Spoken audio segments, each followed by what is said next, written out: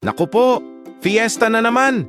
Alam nyo na, si nanay ang bida sa kusina at sa budget. Kahit piso-piso lang ang natitira, parang magic niyang napapahaba ang handaan. Galing ni nanay, di ba?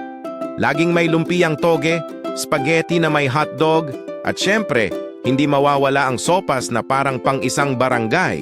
Ang sekreto, diskarte at wais na pamimili sa palengke.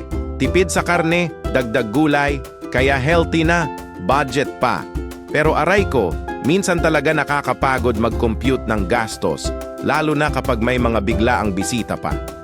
Tuloy si nanay, habang nagbabalat ng bawang, nag-iisip na ng susunod na ulam at kung paano pa mapapalawak ang handaan.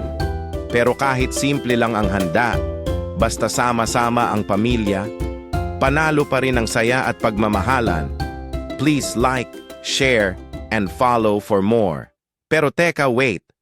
Hanap nyo ba ay rice cooker na super tipid sa kuryente at madaling linisin? Subukan nyo ang Smart Rice Cooker. Perfect para sa mga busy at tipid moms kagaya ni nanay. Swak sa budget, matibay, at mabilis magluto ng kanin para sa buong pamilya. Check nyo na lang sa yellow basket at don't forget to check out.